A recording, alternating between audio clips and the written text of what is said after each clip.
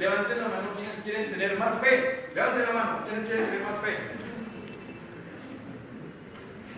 Digan yo los que quieren tener más fe. ¿Quién quiere tener más fe? ¡Yo! Eso, no entendimos el evangelio. Bajen la mano. Bajen. No lo entendimos. A ver, vamos otra vez. Miremos en la hoja dominical. Miremos la hoja dominical. Yo voy a leer la primera partecita de la primera frase y ustedes contesten. Los apóstoles pidieron al Señor. ¿Qué querían los apóstoles? Fe. Fe, no. Más fe. Más fe. Lo que acabo de preguntar, ¿quiénes querían más fe? Todos quieren más fe, pero es que ese no es el punto con el tema de la fe. Entonces, qué pena, pero vamos a hacer una reflexión acerca del tema de la fe, porque tenemos muchas cucarachas en la cabeza en torno a lo que es la fe. Y por eso, a veces incluso, hay una oracióncita que algunos dicen: Señor, aumentanos la fe. ¿Sí la han escuchado? Y una que dice: Señor, aumentanos la fe. El problema no es de cantidad. Y ahí lo está diciendo Jesús. El problema no es de cantidad, de tamaño. Eso dejémoselo al mundo consumista. Vengan, compañeros, aquí hay puestos, acá, vayan por aquí hay más puestos, sigan, acomódense. Porque después de media hora de prédica pronto empiezan a cansar.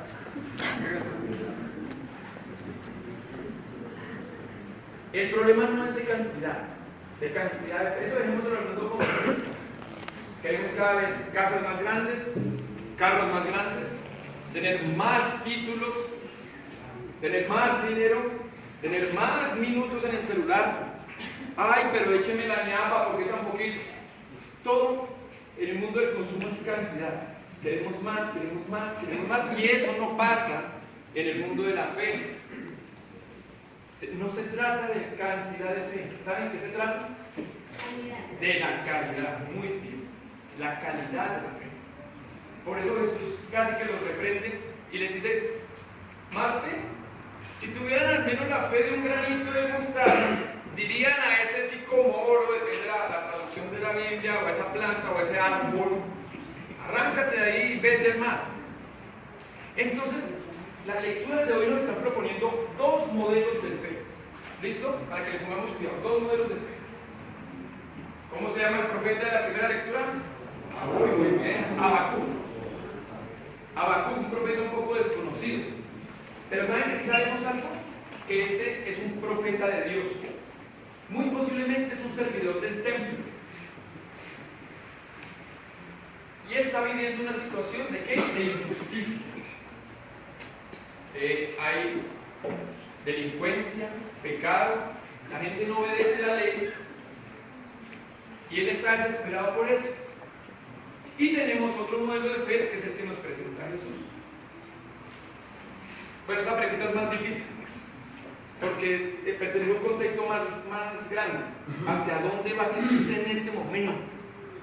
Les voy a decir porque ahí no se dice. Jesús arranca su camino a Jerusalén. Y ahora esto sí lo saben. ¿Qué significa ir a Jerusalén? Va camino a la muerte. Va camino a la muerte, va camino a la cruz. Entonces tenemos dos realidades complicadas. La de Habacuc, una sociedad pecaminosa, injusta, que violenta la ley, y la de Jesús, que va directivo a la cruz. Una realidad terrible, dolorosa, angustiante. Y ahí se presentan los dos modelos de fe. Entonces, vamos a purificar un poquito el tema de la fe. Porque la fe no depende de cantidades. ¿Saben quién cree en Dios? Pero harto. El diablo. El diablo cree en Dios y crea. Cuando Jesús iba a expulsar por ahí algunos demonios, decían: Jesús, Hijo de Dios, Jesús el Cristo, no te metas con nosotros. O sea, proclama la existencia de Dios y del Mesías. O sea que el problema no es creer. A Colombia alguna vez la consagraron como el país del Sagrado Corazón. Mucha fe tiene que haber. Mucha gente que hace el mal es muy religiosa. ¿Me han escuchado de algunos sicarios que primero se postra delante de la imagen de María y dame puntería. Bueno, me salió un verso. María, dame puntería. O el que va a robar se encomienda con un santo para elegir. O algunos de nuestros padres de la patria también pueden ser muy religiosos. Entonces la cuestión es que eso no es de cantidad. ¿Cómo tenemos de gente con fe en Colombia? Hay unos conceptos cerrados y entonces vámonos a Habacuc. Entonces en Habacuc, ¿qué encontramos en Habacuc? Encontramos una fe que cree que como cree en Dios, Dios va a venir a cambiarle la realidad. ¿Sí se dan cuenta? Habacuc, guardián del templo, liturgo del templo de Jerusalén. ¿Y qué dice? ¿Hasta cuándo gritaré pidiendo ayuda sin que me escuches? ¿Hasta cuándo clamaré a causa de la violencia sin que vengas a librarnos? Y miren todas las cosas que dice Habacuc. Hay angustia, hay maldad, hay violencia, hay destrucción, pleitos, luchas. No se aplica la ley. Miren, esto es tan interesante. El malo persigue al bueno y se tuerce la justicia. Definitivamente Dios nos mandó este texto para hoy.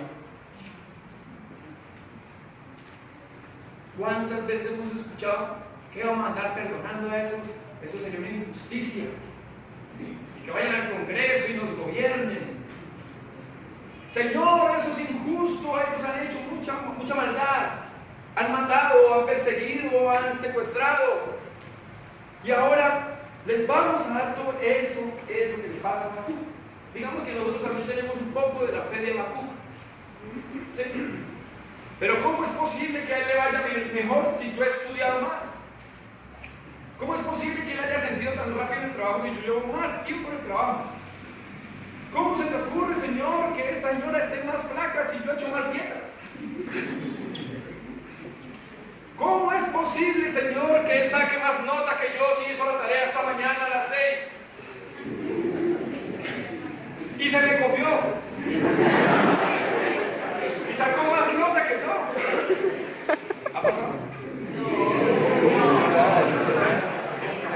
Bueno, el caso es que esa fe de Habacuc nosotros también la tenemos. ¿Qué creemos? Que como tenemos tanta fe, tenemos tanta fe, entonces Dios va a venir a solucionarnos las injusticias. ¿Por qué hay tanta maldad? Ah, miren lo que dicen los ateos. Si Dios existiera, no habría tanta maldad en el mundo. ¿Qué culpa tiene Dios? Si existiera Dios, no habría guerras, no habría enfermedades terribles, no habría sufrimiento. ¿Qué culpa tiene Dios? ¿Qué culpa tiene el peluquero de que haya mechudos? Ahí está el peluquero. Que no vayan a ver, es otra cosa. Entonces, primera forma de la fe que hay que eliminar. Segunda forma de la fe que hay que eliminar, la del chantaje. Ay, es que como yo soy tan creyente, voy a comprar el baloto y el Señor va a hacer que caiga este número. Y si no cae ese número, pues la culpa es de Dios. Señor, no estudié para la bimestral de religión. Envía al Espíritu que posea este bolígrafo y me haga marcar la opción correcta. Y cuando me rajé, pues la culpa es de Dios, que nos dio el bolígrafo. La fecha que dice: Señor, voy 10 veces a Monserrate, pero consígueme trabajo. Si no consigo trabajo, la culpa es de Dios. Y cosas más delicadas. Cuando tenemos un enfermo en casa, cuando sucede una calamidad, cuando sucede una muerte. Porque a mí Dios no me quiere. Esa fe. Mire, el que pierde la fe por un acontecimiento catastrófico, de calamidad o de dolor, no tenía fe, así de sencillo. No tenía fe. Entonces, a esto nos responde el Salmo, los versículos 1, 8 y 9. Vamos a leer, en la hoja dominical, ¿qué página es? La del 531 del libro de los 5. O en la hoja dominical, los que la tengan. Miren lo que responde el Salmo a la preocupación de Habacuc y a la preocupación nuestra de cada día. Vamos a leer los versículos 1, 8 y 9. De los malignos, ni tengas celos de los que hacen mal, no te impacientes del que medra, del que tiene éxito en sus maldades. Deja la ira, desecha el enojo, la impaciencia solo consuela el alma. Entonces, debemos de preocuparnos de que a los malos les vaya bien y a los buenos a veces no nos va tan bien. Porque ahí dice el Salmo, tranquilo, paciencia, calmado. Entonces queda claro más o menos lo que no es. Podemos decir de la fe tres cosas: creer que, creer a, creer en. Las dos primeras son las que. Creer que, pues yo creo que va a escapar, pero puede que siga lloviendo. O lo que le pregunta la mamá al finalizar el periodo: ¿pasó matemáticas? Yo creo que sí. Definitivamente significa lo contrario, que no. Entonces yo creo que eventos, circunstancias, esa como que no es la mejor forma del creer o de la fe. El creer tampoco. Oiga, que le están poniendo los cachos. Yo le creo a mi marido, yo le creo a mi esposo, yo le creo a mis padres, yo le creo a los ministros. No le creemos a personas, pero las personas fallan. Miren, para terminar esta partecita, antes de pasar a lo que nos enseña Jesús, cuento corto. Un alpinista quería conquistar una montaña muy alta y él dijo: yo puedo subir porque yo creo que Dios me va a ayudar a conquistar la montaña. Y entonces agarró su cuerda, su pica, su ropa, entonces subió y le cogió la noche. Dijo: no, yo le creo a Dios sus promesas. Y siguió subiendo y se hizo más de noche para completar luna nueva, dejar totalmente oscura, no se ve nada. Y en algún momento resbaló y empezó a caer. Y caía, y caía, y caía. Y como era un hombre que creía en Dios, le creía a Dios, dijo: Señor, sálvame. Y ¡paja! Se templó la cuerda, ¿no? Estaba amarrada una cuerda, quedó ahí todo torcido, se fracturó, pero quedó vivo. Y quedó ahí suspendido, todo oscuro. Señor, yo creo que tú vas a socorrerme. Ven, Señor, socórreme, sálvame de esta. Hasta que escuchó una voz que le dijo: corta la cuerda. Más se agarró de la cuerda. El caso es que con el frío, la sangre se le subió a la cabeza, murió. Cuando llegó el cuerpo de rescate al día siguiente, estaba a 1 metro del suelo.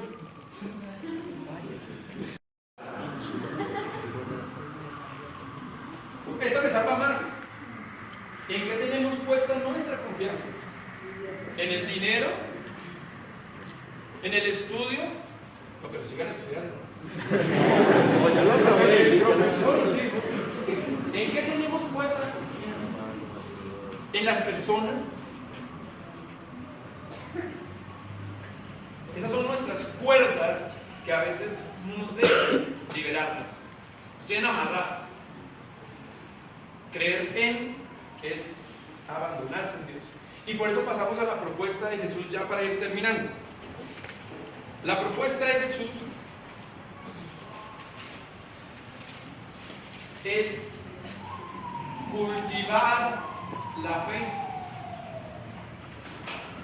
Si tuviera fe como un granito de mostaza, le dirían a ese sicómoro, ese árbol: arráncate de ahí y vete al mar.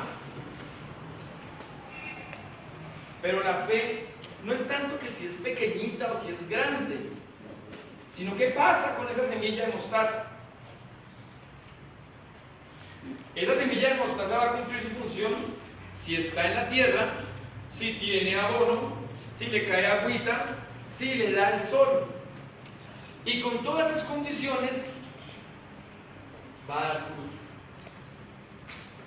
¿Conocen el árbol de mostaza? Sí. No, porque no es un árbol, es un arbusto. Ah, entonces como que la cosa no es de tamaño, es un arbusto, pero da fruto. Miren, para ir cerrando, nuestra fe tiene que ser cuidada, tiene que tener el abono de la espiritualidad, tiene que ser rociada con el agua de la oración. Les dejo, no de tarea, pero les dejo la oración colecta. Ahorita no la miren, pero la oración colecta es una oración hermosísima pidiendo el don de la oración. Hay que orar para que esa semilla de mostaza crezca. El abono de los valores, de las virtudes, ya sea la tierra de la espiritualidad, el agua de la oración, el sol que le dé, para que dé fruto. ¿Qué será el fruto? Las buenas obras. Porque es que la fe es acción. Miren, la fe no es lo que Dios hace con nosotros, al estilo de Habacuc. La fe es la respuesta. O sea que la fe es la acción de ¿quién? De nosotros. Porque Dios ya nos ha hablado, ya se ha manifestado. La respuesta es la fe. Entonces no esperen que con la fe Dios haga lo que nosotros no hacemos. Dios hace a través de nosotros. Por eso, mire tan interesante lo que pasa con Timoteo en la carta, que lo que le dice San Pablo. Le dice, porque me acuerdo de la fe sincera que tienes. No le dice de la gran fe que tienes. No me acuerdo del montón de fe que tienes, ¿no? Le dices, porque me acuerdo de la fe sincera que tienes. Eso es lo que hay que trabajar, la fe. Una fe sincera, cultivada, con tiempo. La semilla de mostaza no se vuelve mostaza de la noche a la mañana, sino que tiene que pasar tiempo y cuidado. Dios es un Dios paciente. Si Dios fuera un Dios impaciente, no nos daba semillas de naranja, sino nos daba árboles de naranjas. Pero Dios es un Dios paciente. Señor, danos naranjas, tome la semilla. A usted también tiene que poner su parte, corresponde cuidar esa semilla y hacerla crecer. ¿Y saben cuál es el fruto? Mover montañas, mover árboles. Pero no como David Copperfield. Ustedes están muy jóvenes para conocer a David Copperfield. No como Dynamo, como otro de esos magos que hace grande. Uy, el Señor nos dijo que si tenemos fe podemos hacer magia. No. Pueden mover montañas. ¿Cuáles montañas? Esas cosas que parecen imposibles. ¿Qué es mover un sicomoro que tiene unas raíces tenaces? Moverlas al mar. ¿Qué es? Vivir con un salario mínimo. Eso es un milagro. Y hay gente que va agarriendo ropa, alimentación, saca a los hijos adelante con un salario mínimo. Eso es un milagro. Ahí movió el árbol, ahí movió la montaña. ¿Qué es un milagro? Muchos jóvenes, y acá pronto, tener que trabajar y estudiar al tiempo y sacar la carrera adelante contra viento y marea. Eso es mover la montaña. Eso es pasar el árbol, desenterrarlo y pasarlo. Cosas que son imposibles, pero con la fe las logramos. ¿Qué es mover la montaña y sacar el árbol? Es sacar tiempo y sacar recursos de lo que no tenemos para colaborar con los menos favorecidos, traer un mercado, trabajar con los habitantes de calle, ayudarle a un vecino que lo necesita. Eso es mover. ¿Qué cosas imposibles vamos a hacer nosotros con nuestra fe? Vamos a esperar que entonces nos sigan lloviendo las transformaciones y los milagros y que Dios nos cambie la vida milagrosamente. No, Él ya le dio la semilla de mostaza, ya se la dio. Ahora le corresponde a usted. Porque la fe es la respuesta a esa donación de esa semilla de mostaza. Le corresponde a usted hacer iglesia, transformar la sociedad. Perdonar 50 años de violencia. Eso es un milagro. Poder vivir en paz después de 50 años. Nosotros los argentinos nunca hemos visto un país sin paz. Ya es hora. Tengo menos de 50. Ya es hora. Ya es hora. Entonces, hermanos, dejo la oración colecta para que pidamos la oración, para que pidamos el don de la oración, para que el Señor nos ayude a hacer crecer esa semilla y descubrir su fruto, porque cada uno de ustedes tiene un fruto especial que dar, y ese fruto es importante para la sociedad y para la iglesia. Amén.